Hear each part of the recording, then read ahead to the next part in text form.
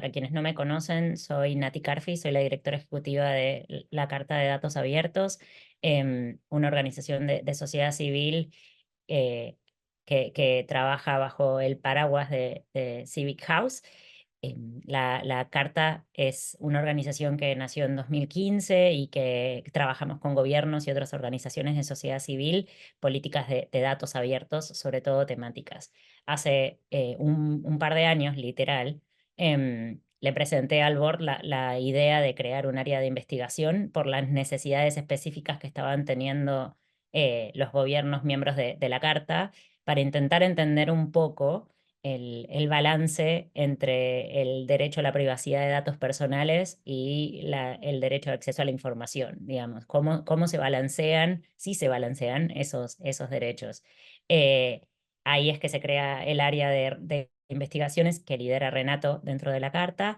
Y básicamente de esa conversación nace la idea de poder hacer una investigación que entienda el contexto en el cual están regulados esos dos derechos, y sobre todo entendiendo con la regulación grande, digamos, e importante que se generó en Europa, qué impactos o qué no impactos tenía dicha regulación en no solo Europa, sino también como los datos fluyen, Latinoamérica.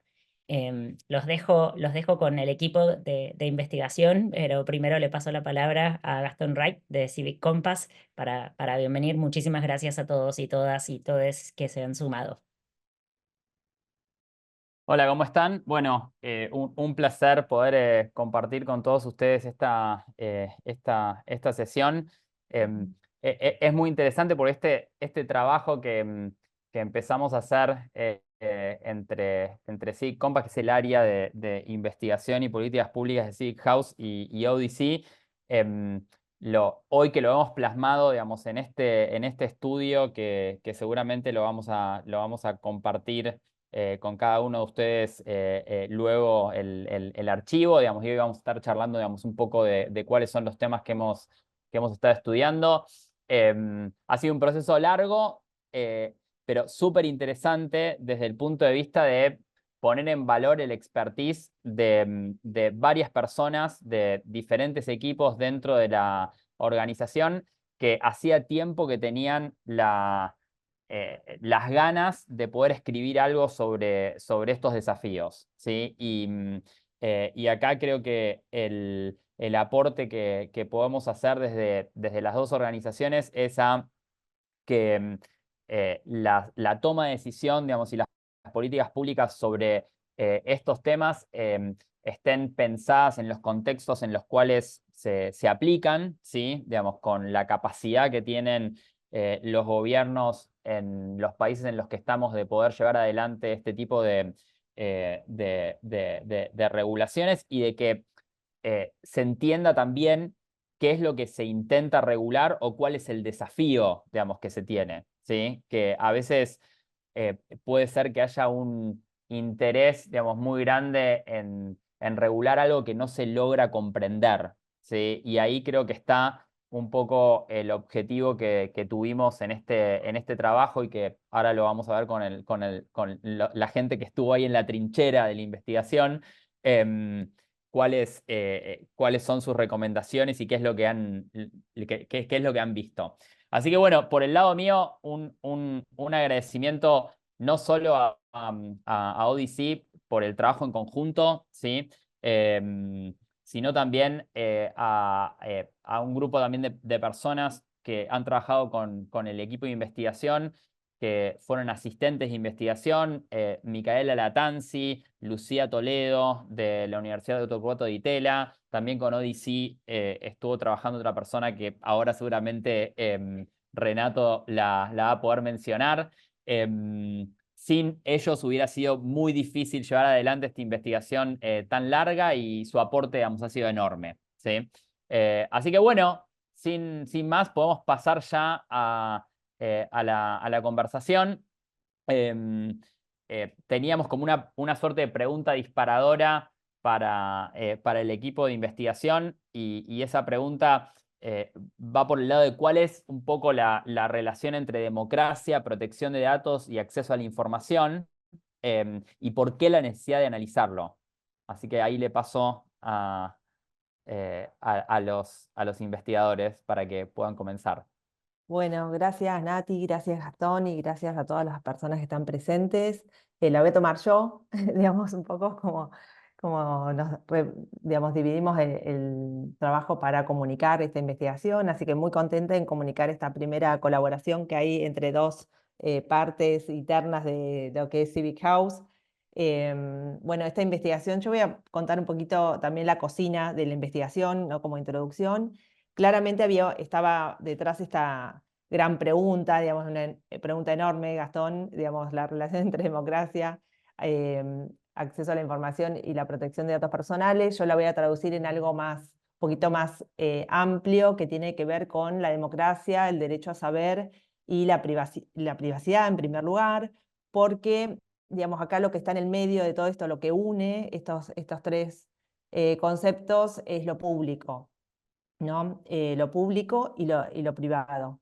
Esos límites que están en tensión todo el tiempo cuando convivimos en una sociedad.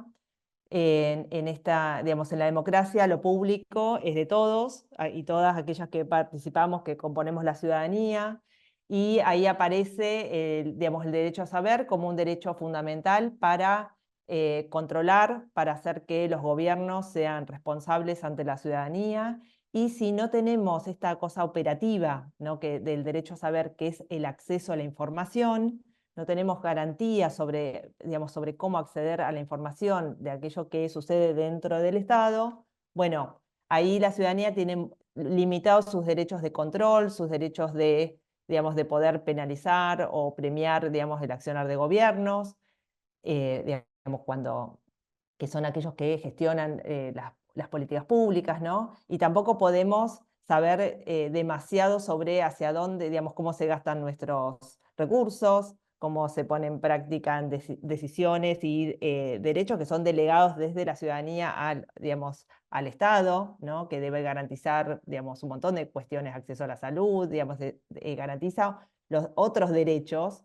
Y si nosotros no sabemos bien cómo se llevan adelante todas estas políticas en distintos ámbitos de educación, salud, seguridad, para decir algunas, bueno, claramente nos vemos restringidos en nuestro derecho, digamos, ciudadanos básicos.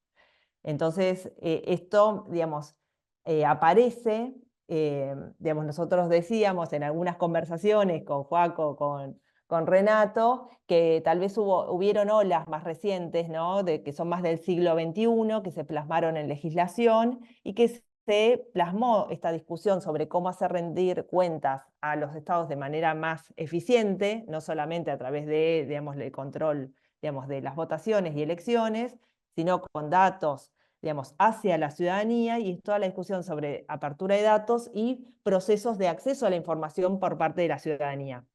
Entonces ahí vemos que hay una ola que se da hacia fines de la década del 90 y a inicio de los 2000, que es una ola de legislación a lo largo de, digamos, de los países, que ponen en discusión, digamos, obviamente, políticas, cómo llevar adelante este acceso a la información, ¿no? Y un poco después Renato y Joaquín van a contar, digamos, el cómo, pero, digamos, es fundamental y por eso nos importaba, digamos, que esa ola, digamos, persista, pero que también había generado otros problemas, porque a la par de esta ola de acceso a la información, que además se fortalece porque tenemos tecnología, ¿no? Entonces acá aparece como otro ámbito en común, no solo, digamos, lo público, sino también la tecnología que permite mejorar los accesos a la información, ¿sí? Pero tiene como esta contracara de procesos de datificación, que nosotros lo decimos en la introducción, ¿no? O sea, hay un proceso de datificación que es que se empiezan a hacer trazables un montón de acciones de nuestras vidas, ¿no? Personales, digamos, de los ciudadanos, pero también digamos, si no somos ciudadanos y vamos a otro país, también nos van a, digamos, a rastrear de alguna manera, vamos a generar información con cualquier movimiento que hagamos, ¿no? Entonces, la vida en común genera datos, ¿no? Entonces esos datos generan, digamos, son relevantes políticamente, pero también son relevantes económicamente. Y es ahí donde en esa discusión digamos, las personas empiezan a alertar sobre, bueno, cómo el Estado, digamos, que genera, digamos, tiene datos de las personas, también las empresas tienen datos de las personas. En esa coyuntura hay algo que dice, bueno, digamos, que se empieza a discutir en la década del 60, pero después se empiezan a plasmar más seriamente en la década del 80, y en 1995 aparece una gran regulación que dice, bueno, hay datos que deben mantenerse por fuera de, digamos, de lo público, es decir, hacen al derecho de privacidad.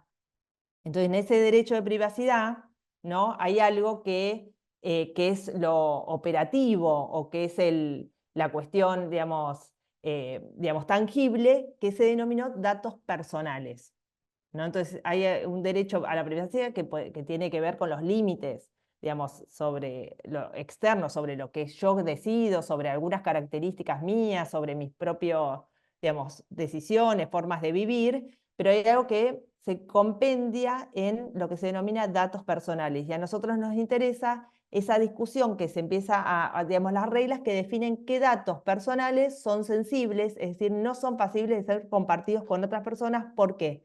Porque comprometen aquello que puede limitar mis propios derechos. Es decir, por ejemplo, información nuestra, de cualquiera de nosotros, digamos, sobre actividad política, puede comprometer mi derecho a la asociación, si alguien la monitorea o sabe sobre eso. Derechos, digamos, sobre, digamos, mi condición de género, bueno, puede, digamos, condicionar el acceso a al goce de mis derechos sexuales y reproductivos. Bueno, ese tipo de discusión es relevante porque hace nuevamente a, digamos, el goce de, digamos, los derechos humanos básicos, es decir, digamos, como personas, garantizar en un entorno democrático el acceso a otros derechos.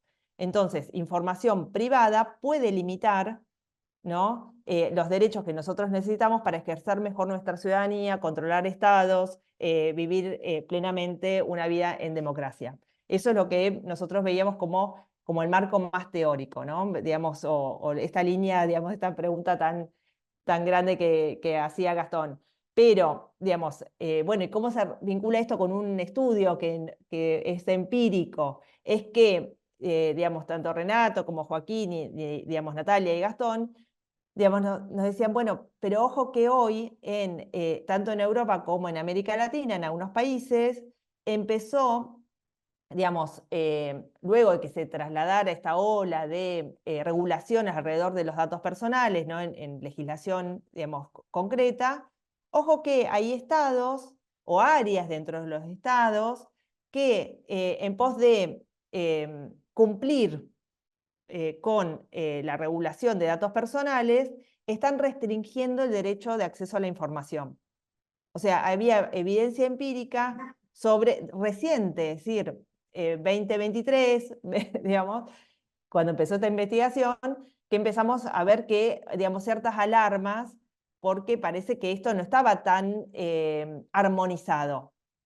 Entonces nosotros, digamos, empezamos a hablar de tensiones, como decía Nati y Gastón, pero también entendemos que hay áreas de complementariedad donde efectivamente hay buena sinergia, donde, digamos, la posibilidad de protección de datos personales habilita a que los estados también conozcan información sobre empresas, ¿no? Entonces la debida protección genera mayor información y eso, digamos, es muy bueno. Pero en otras áreas, digamos, o en algunos temas específicos, bueno, empezó a haber alarmas recientemente. Entonces decimos, bueno, ojo que en esta ola de protección de datos personales, y nosotros tal vez mirándolos desde América Latina o desde el sur, decimos, bueno, hubo una regulación muy importante que es 2016, que es el Reglamento General de Protección de Datos Personales. Bueno, ojo que si se copia puede pasar que bajo ciertas circunstancias genere más problemas y, digamos, y esta armonización no sea tan, digamos, eficiente o tan, digamos, bondadosa para afianzar y mejorar la calidad democrática digamos, en nuestros países. Entonces, esa preocupación, digamos, que es operativa, que es práctica, nos llevó a, digamos, con nuestra preocupación llevamos adelante la investigación. Entonces, brevemente, como para poner en contexto y terminar, que no quiero hacerlo muy largo porque lo más importante lo van a decir Renato, digamos, y Joaquín. Bueno, ¿qué es lo que hicimos? Seleccionamos países en Europa y América Latina. En Europa, España, Alemania, Estonia y Hungría. En América Latina, Chile, Colombia, México y Brasil. Y, digamos, la metodología consistió en el relevamiento y análisis de bibliografía, normativas y casos judiciales. Consultamos bibliografía sobre gobierno abierto, datos abiertos, acceso a la información, protección de datos, derecho a privacidad, pero para realizar relevamiento del estado de la situación de las políticas de transparencia y protección de datos personales en cada uno de los países, relevamos normativa internacional, normativa regional o local, y casuística judicial, y también portales de datos, webs de instituciones, rankings de Global Data Barometer, Global Right to Information Rating, digamos, que nos permitieron ubicar a los países y mirar el grado de conflictividad que está, digamos, y cómo están operando las instituciones en estos países. Así que bueno, no sé, Renato, ¿querés empezar con Europa? A ver qué encontramos ahí. Dale, perfecto. Muchas gracias, Cecilia, por toda esta introducción y contextualización. Y voy a empezar también primero agradeciendo desde el lado de SEA a Valentina González Isto, que fue la persona que nos ayudó y nos asistió en esta investigación. Y bueno, voy a tratar de ser lo más conciso posible con el tiempo. Es una investigación larga, así que cualquier cosa que se quede fuera la podemos retomar hacia el final en las preguntas, y también van a recibir la investigación por correo y va a estar publicada en nuestras webs, así que ahí también podemos profundizar. Un poco la idea, yo voy a presentar los hallazgos desde el lado europeo. Nosotros dividimos la investigación podríamos decir, en cuatro grandes bloques. Por un lado tenemos el estado de la normativa, una foto de situación de cómo está la normativa en términos de protección de datos. Lo mismo para acceso a la información pública y datos abiertos. Y después analizamos casos judiciales, qué pasó cuando esta controversia o esta tensión llega al Poder Judicial, cómo se dirime, y lo que llamamos ejemplos, otro tipo de ejemplos o casos no judiciales, que es casos de advocacy de sociedad civil o cuestiones que se han resuelto en el ámbito administrativo, o distintos protocolos o herramientas que hemos encontrado donde también se ve reflejada esta tensión. Empezando por el tema de protección de datos, bueno, ya mencionó muy bien Cecilia los países de Europa que pudimos analizar. Los elegimos un poco teniendo en cuenta distintas regiones dentro de Europa. Es una investigación piloto que se puede ampliar y vamos a encontrar muchas más variables seguramente si en algún momento logramos llevarlo a otros países.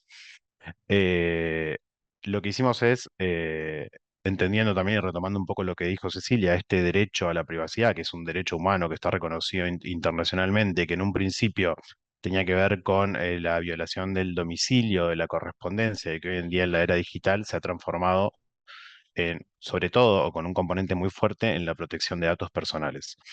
En cuanto al ordenamiento jurídico, lo que vimos en Europa es que es un valor fundamental de la Unión Europea desde el principio. Está en la Carta de Derechos Fundamentales de la Unión Europea, en el Tratado de Funcionamiento, en distintos instrumentos.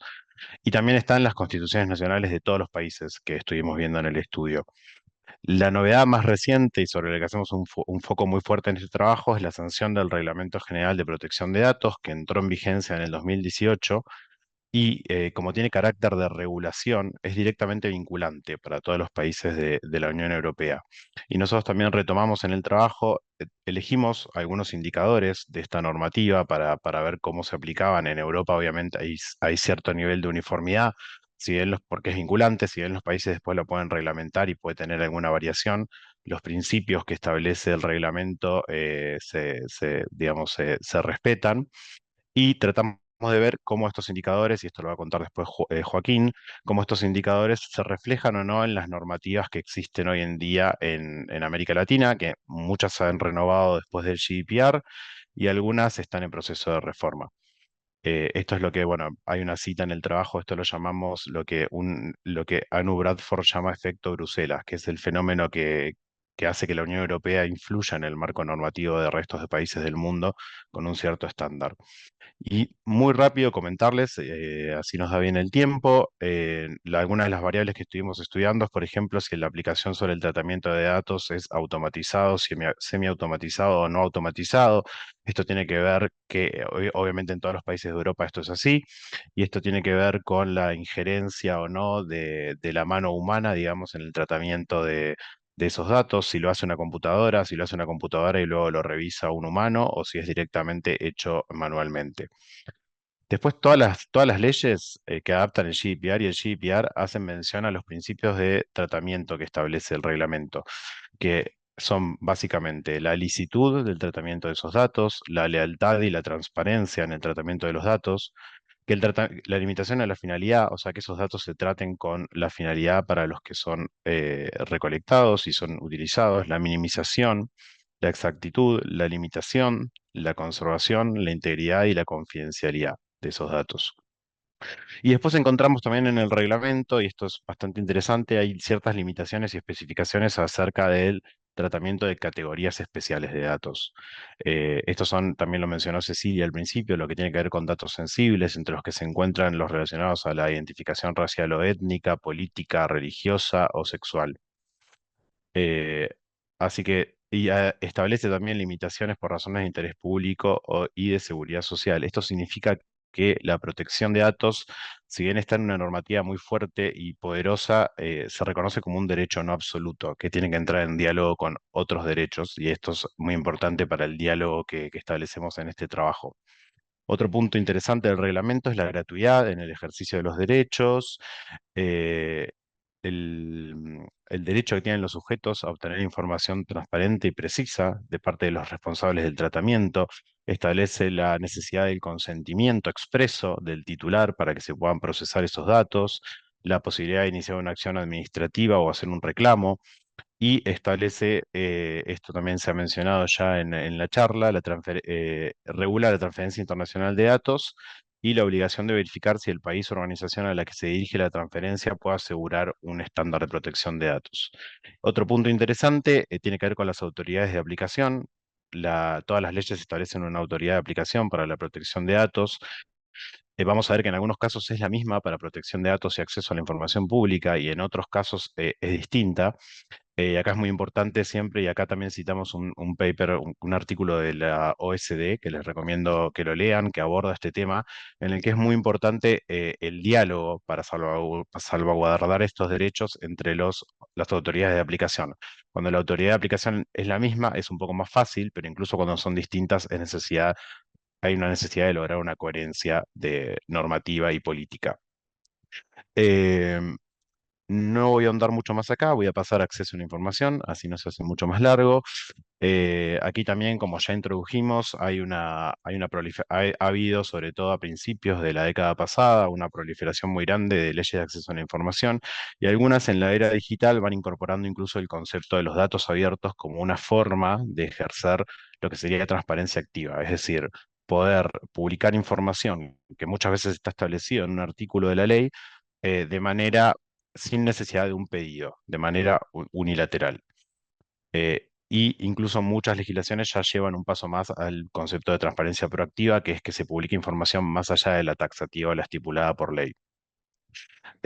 Acá analizamos varios rankings en los que no voy a entrar ahora, ya los mencionó Cecilia también. La importancia de estos rankings es que analizan distintos tipos de indicadores, y entonces nos permiten ver, por un lado, la robustez de la normativa, o sea, qué tan fuerte es la normativa y qué tan adecuada a estándares está, pero también viendo distintos rankings podemos ver cómo es la performance de ese derecho en la práctica. No siempre coincide la robustez normativa con lo que después realmente se está ejerciendo en la práctica en términos de apertura.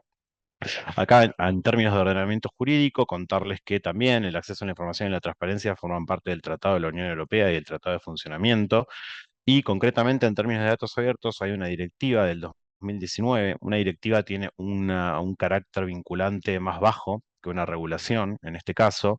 La tienen que internalizar los países, igualmente los 4 países del estudio la han internalizado, y que establece también ciertas categorías de datos de datasets que son de alto valor, que son los geoespaciales y de observación de la Tierra, de medio ambiente, de estadística, de empresas y de movilidad.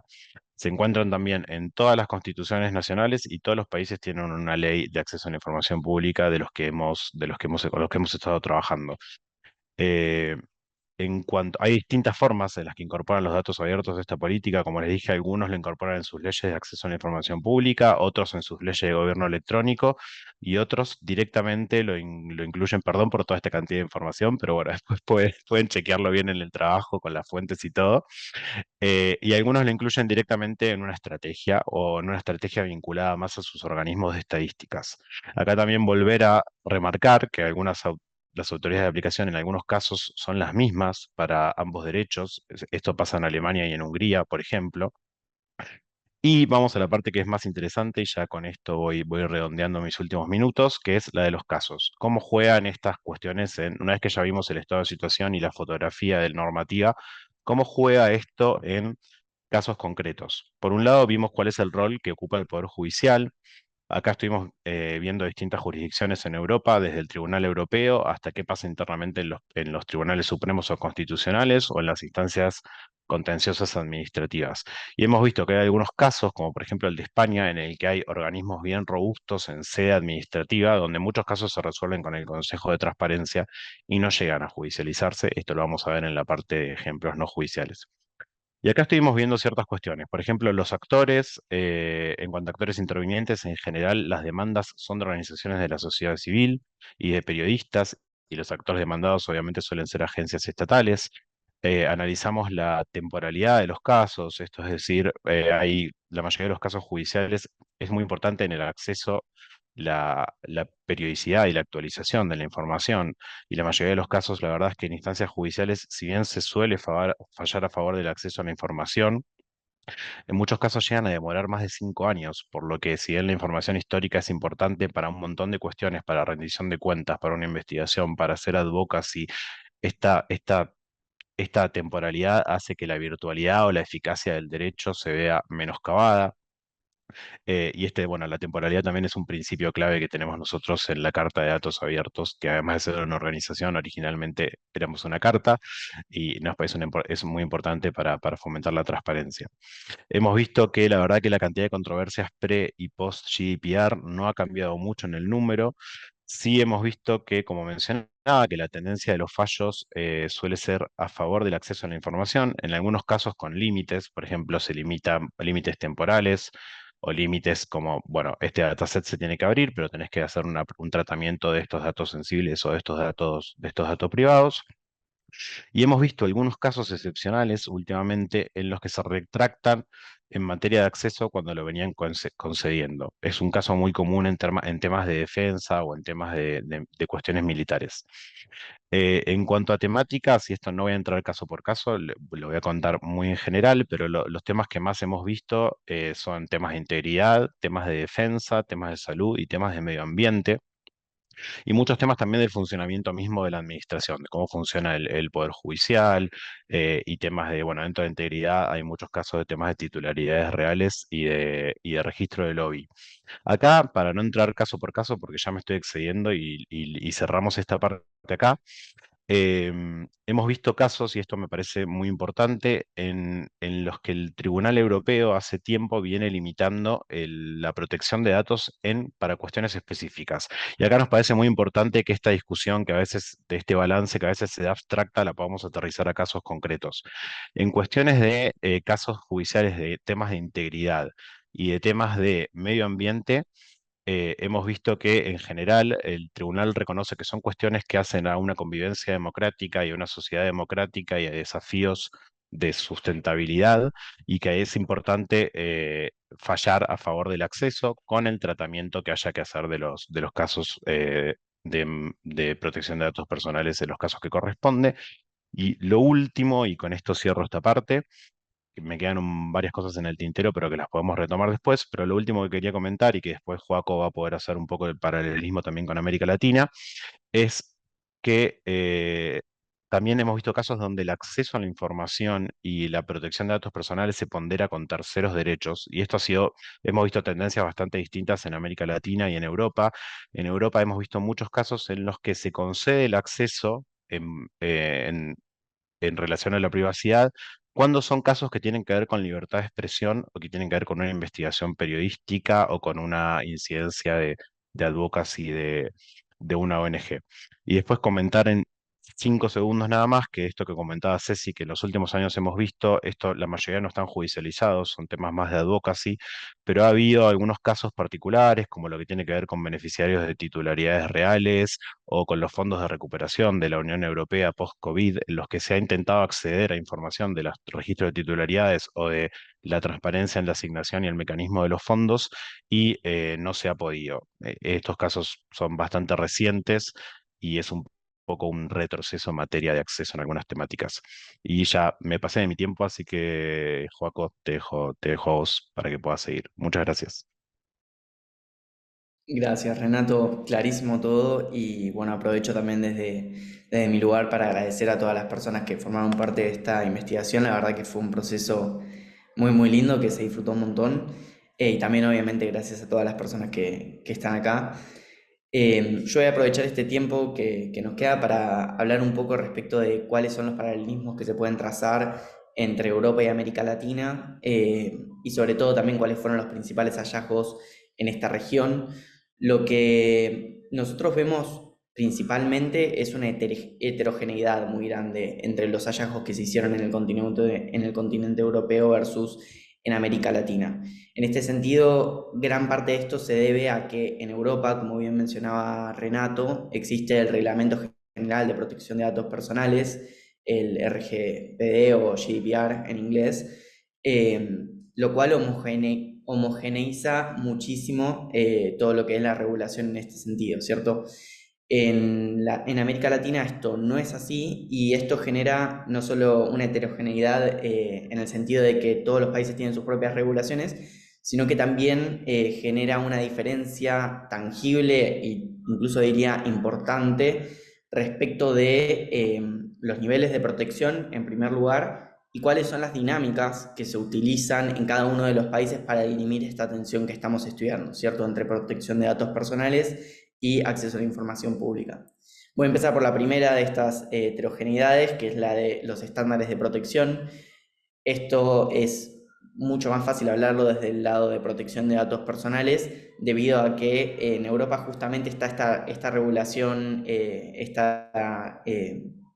es una directiva, pero el reglamento justamente, que lo que permite hacer es que todo el continente europeo, todos los países que forman parte justamente de la Unión Europea, tienen exactamente los mismos derechos y los mismos niveles de protección.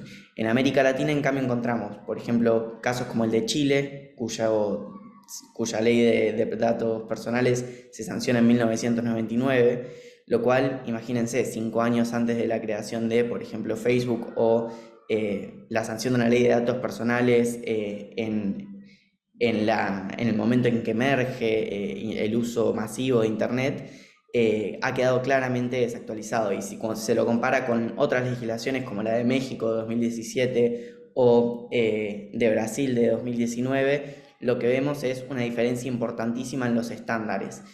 No solo por esto del contexto en el cual emergen, que es una cuestión importante, ¿cierto? Porque permite tener en cuenta en la legislación factores muy importantes a proteger dentro de los derechos a la privacidad, sino que además también tiene que ver con una cuestión relacionada a la homogeneidad, ¿cierto? En la región de los estándares de protección, que se torna importante, y esto lo vamos a hablar un poco más adelante cuando hablemos sobre las recomendaciones.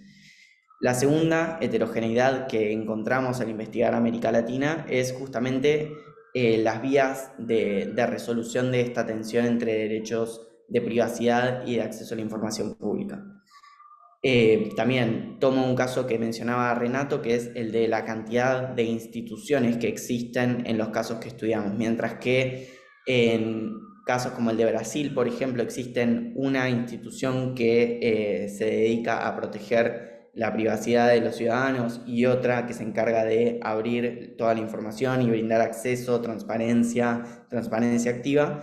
En otros casos, como en el de México o Argentina incluso, que es de donde estamos trabajando con el equipo de Civic Compass, hay una sola institución que engloba todo esto. Y esto es importante a la hora de entender las dinámicas, porque una implicancia fuerte que mencionaba Renato es que gran parte de la manera en la cual se dirime esta atención refiere a la manera en la cual interactúan los tomadores de decisión en torno a estos tópicos. Entonces, ya las configuraciones institucionales son decisivas en este sentido, y el hecho de que en América Latina no exista una sola forma de resolverlo, sino múltiples, hace que las formas de resolución de esta tensión también cambien caso a caso. Que no tendría sentido entrar en detalle ahora sobre cómo es en cada país, pero en el artículo lo van a encontrar con muchísima claridad. Y bueno, respecto justamente a las vías de resolución de estas tensiones, cuando este roce no se resuelve a través de estas instituciones que mencionábamos, que se refieren justamente específicamente a protección de datos o a apertura de la información, muchas veces se recurre en el continente, en la región general, Latinoamérica y Caribe, a los instrumentos judiciales. En este sentido, una nota distintiva que encontramos, que identificaron también Micaela Latanzi y Lucía Toledo, que fueron las asistentes de investigación, es que hay una gran predominancia de casos que involucran protección de datos y apertura de información pública, que se centran en el rol que tuvieron las Fuerzas Armadas y las Fuerzas de Seguridad en la ola de autocratizaciones de los años 70 y 80 en la región, ¿cierto? Y esto es muy interesante porque no solo nos permite ver quizás la puja de poder entre actores dentro del Estado, ¿cierto? Quizás instituciones como las Fuerzas Armadas o Fuerzas de Seguridad intentando proteger a sus agentes por medio de respaldarse en las leyes de privacidad y de protección de datos, sino que además también nos permite entender el rol que han jugado estos dos derechos. Algo que mencionaba Renato y también lo mencionaba Cecilia, es que las leyes de protección de datos empezaron a aparecer en América Latina muchísimo antes que las leyes de acceso a la información. Entonces el rol en el cual se ha situado el Estado y las fuerzas de seguridad, las Fuerzas Armadas, es quizás en la posición más cómoda respecto de cuánto tiempo lleva rigiendo esta ley, ¿cierto?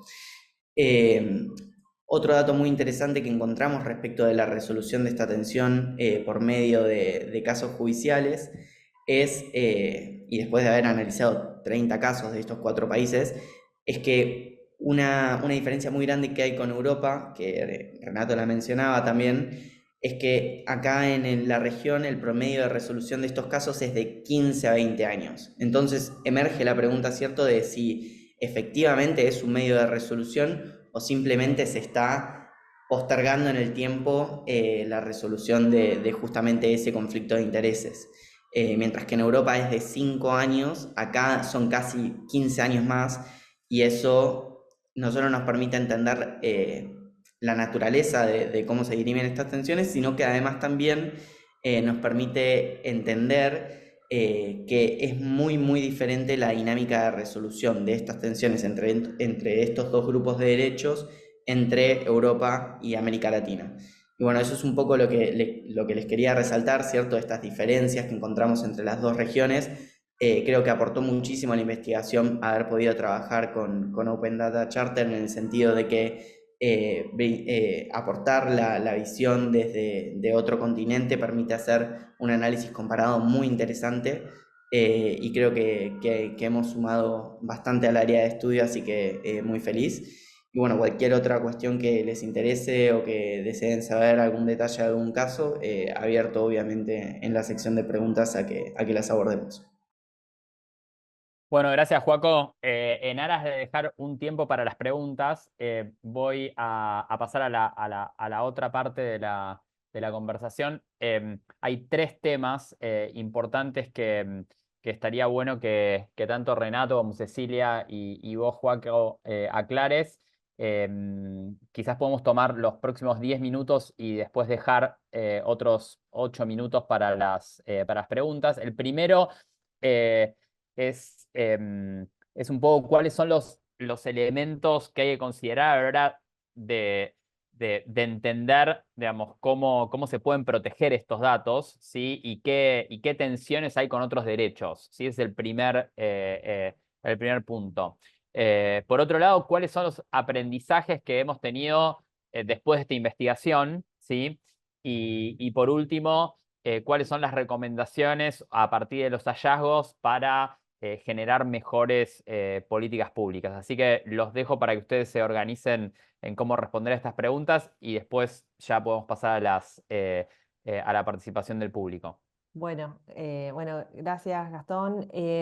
Bueno, primero voy con, digamos, un mini resumen, digamos, punteo de algunas cosas que nosotros nos surgieron, ¿no? Por un lado, sí, digamos, claramente hay que fortalecer, digamos, la protección de datos personales en este contexto, ¿no? de datificación.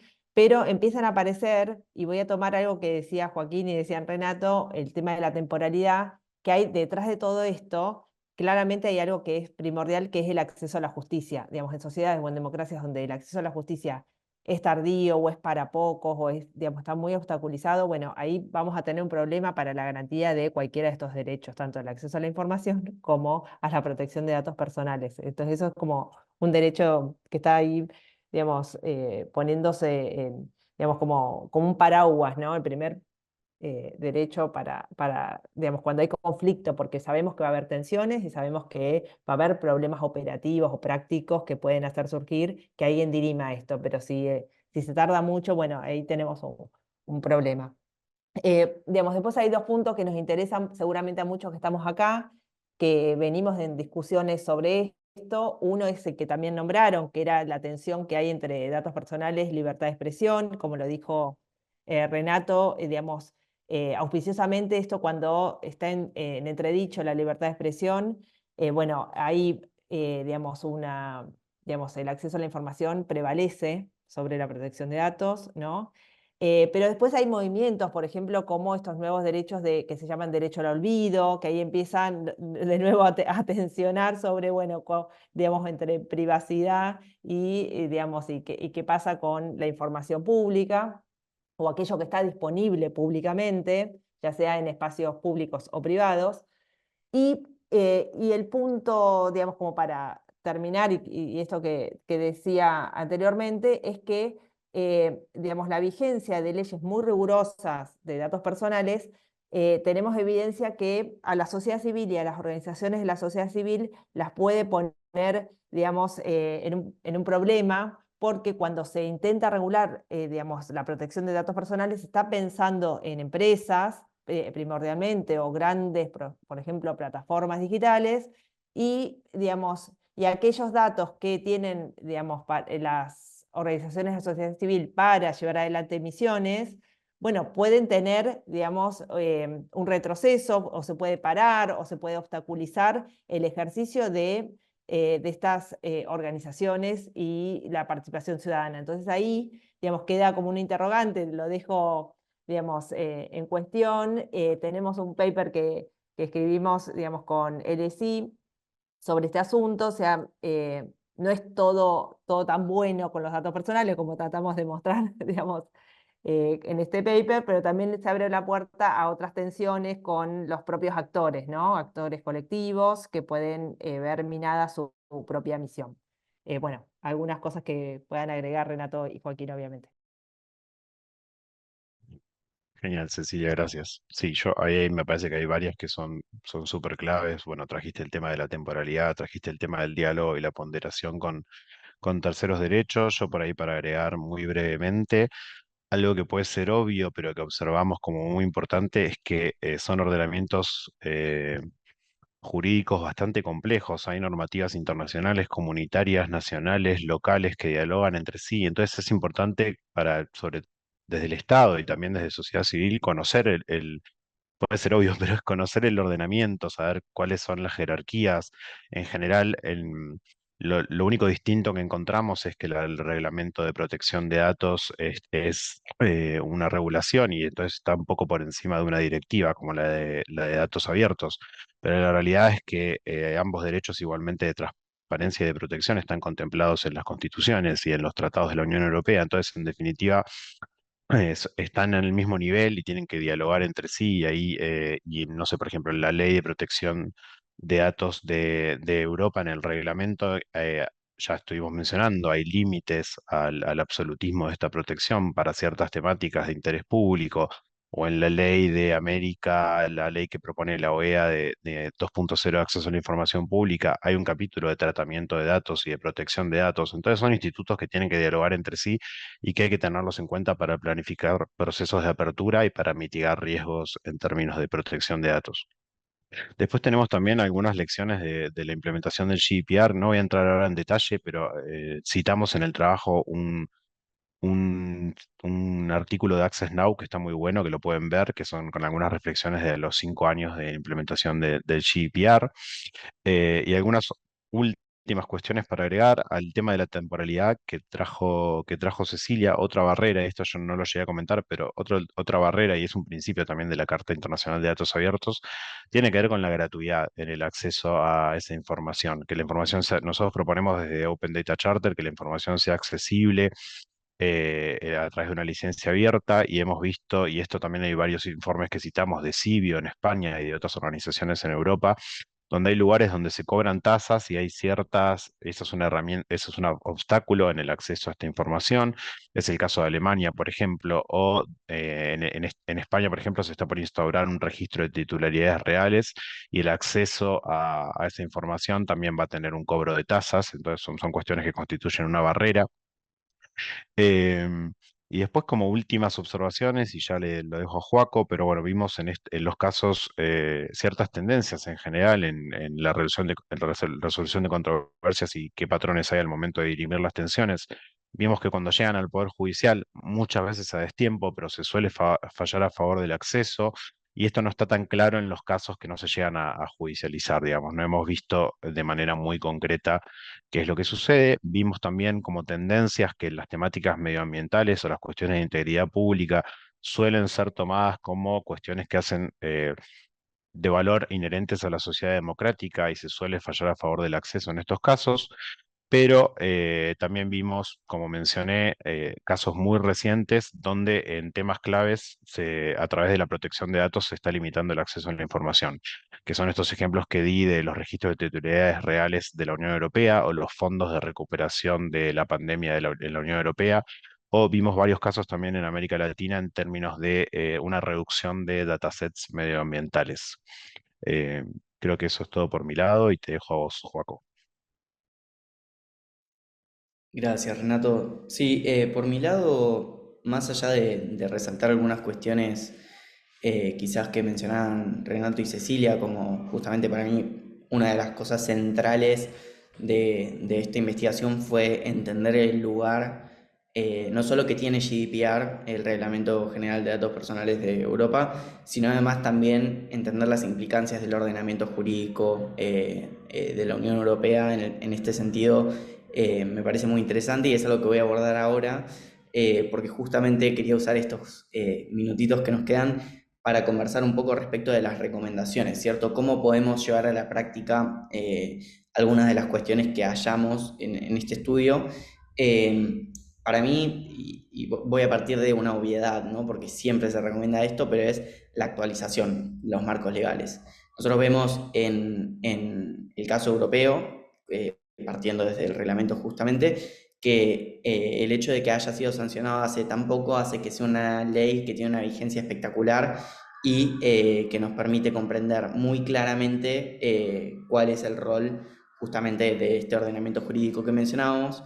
Pero más allá de eso, también me gustaría resaltar que esta actualización de los marcos legales, y sobre todo en América Latina, que tenemos leyes de 1999 casi todos los años hasta 2023, que se sancionó la última, que fue la de Cuba, lo que vemos es que hay que tener mucho cuidado con esa actualización de los marcos legales, y teniendo en cuenta también el lugar que está ocupando en la discusión sobre la protección de datos personales hoy el Reglamento General de Protección de Datos de la Unión Europea. Porque si bien es verdad que emular un reglamento tan completo, que hay que reconocerlo, permite la homogeneización de los estándares de protección, no solo los homogeneiza, sino que además también eleva esa protección, brindando mayores derechos a la ciudadanía y protegiéndola aún más. También permite la creación de mercados, porque que haya la misma ley en una multiplicidad de países, incluso en una región entera, permite la creación quizás más fluida de mercados en torno a estos bienes. Es verdad que tiene sus ventajas todo esto, pero también hay que tener muchísimo cuidado respecto de la importación acrítica de regulaciones. Y esto un poco siguiendo los tiempos de época quizás que tenemos en Argentina. Alberdi decía en Las Bases, ¿no?, que es uno de sus textos fundacionales, que hay que tener muchísimo cuidado a la hora de importar leyes desde Europa, porque las leyes tienen que ser pensadas en los contextos donde se van a aplicar, y esto es algo que decía Gastón cuando hacía su introducción. Y me parece muy claro que ahí tenemos un desafío muy grande, que es quizás entender, para empezar, las implicancias que tiene regular este tipo de temáticas en una región tan particular como lo es América Latina. Así que si tuviese que dar una recomendación sería esa. Y bueno, si les parece, cedo la palabra ahí a Gastón para que maneje el tema de las preguntas. Bueno, genial. Buenísimo. Creo que podemos aprovechar los próximos minutos para algunas preguntas, así que si quieren ahí vayan levantando la mano o directamente van hablando. Así no.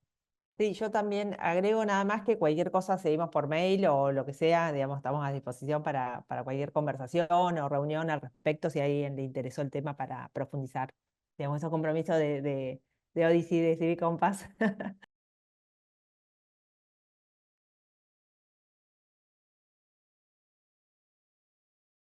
Sí, total. Para agregar ahí, por ahí, también eso es una investigación, como decíamos, que nos quedó bastante larga y que tiene muchos puntos y muchos ejes temáticos sectoriales, así que ahí también con el tiempo vamos a ir pensando, podemos ir continuando la conversación también con cuestiones concretas que sean de interés, como medio ambiente o integridad pública o registro de lobby. Hay cosas como muy concretas en las que juegan estos derechos que por ahí vale la pena explorar. Bien. Bueno, muchas gracias, Renato. Bueno, si no hay preguntas o comentarios, los próximos pasos es enviarles a todos esta investigación. Creo que ahí, digamos, también hay un link que había subido Victoria, digamos, en donde se lo pueden bajar.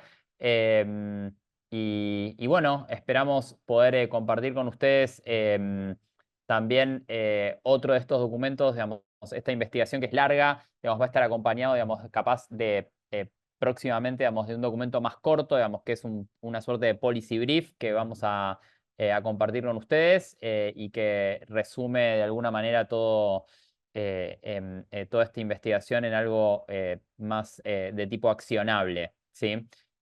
Así que bueno, muchísimas gracias por haber participado y le paso la palabra a Vic ahí. Sí, Vic. Perdóname, te quería preguntar si querés darle respuesta o alguno del equipo que le quiera dar respuesta a Cristina, que nos pregunta en el chat si ante la Ah, falta de perdón, marcos no lo vi. Bien, la leo rápido. que sea parte del equipo. Sí. Dale, perfecto. Ante la falta de marcos regulatorios, políticas o estándares locales para la protección de datos personales y al haber una ley orgánica para compartir información que implica datos personales, ¿basta un acuerdo de confidencialidad?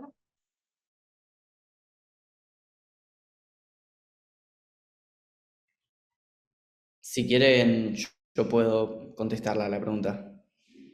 Dale, dale. Bien, bueno, ahí la pregunta de Cristina es interesante. Plantea cómo se pueden proteger los datos en lugares donde no rigen leyes de protección de datos, particularmente en los casos del estudio, que son, bueno, los países europeos y los países de América Latina.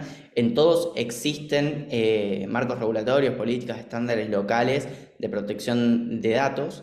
Pero algo muy interesante que vemos en los casos donde no existen este tipo de regulaciones, que de vuelta no son los casos del estudio, es que los actores de poder en este análisis y recolección de datos, que son por lo general las plataformas tecnológicas, digitales, no digo el Estado porque justamente no tienen ningún tipo de regulación, pero lo que hacen estas plataformas digitales en estos casos es generar regulaciones propias, un fenómeno de autorregulación respecto del uso y manejo de los datos.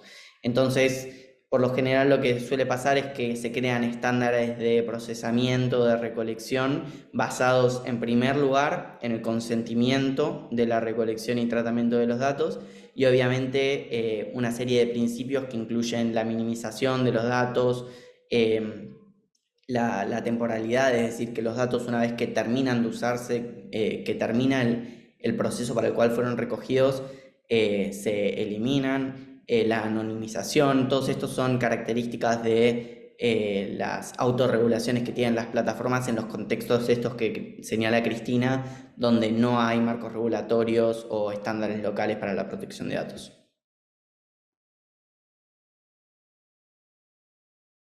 Bueno, gracias, Joaco. Vic, ¿alguna pregunta más ahí en el chat? Hay una pregunta más de Lucía Metz. Bien. En la Unión Europea en materia ambiental, ¿saben de casos específicos que se ha atendido a la protección de datos? Sí, lo puedo contestar yo. Bueno, acá no mencionamos en la charla los casos concretos, pero los van a encontrar, están citados en el reporte, y los que encontramos nosotros, puede haber otros que se nos hayan escapado, pero bueno, hemos revisado una ficha técnica de casos ambientales del Tribunal Europeo. Eh, en los casos medioambientales, y también porque hay otros documentos en la Unión Europea, hay un reglamento de protección de datos agrícolas, hay distintos tipos de instrumentos que tienden a la apertura. Hay un caso muy concreto que mencionamos que tiene que ver con la apertura de datos de emisiones de gases de efecto invernadero. Todo lo que hemos visto nosotros tiende a la apertura. En todo caso, lo que hacen es instar a trabajar en esa base de datos y a anonimizar ciertos datos personales, pero se ha fallado a favor del acceso en lo que hemos revisado. Bueno, muchísimas gracias Renato y muchísimas gracias a todas las personas presentes. Les vamos a mandar la investigación y también el video de esta charla. Gracias especialmente a los oradores que se tomaron el tiempo de contarnos sus descubrimientos y de hacer ese trabajo en conjunto que es súper valioso para Civic House y para las organizaciones de la comunidad. Así que muchísimas gracias y la seguimos virtualmente. Bueno, muchas gracias. Gracias a Hasta la todos. próxima.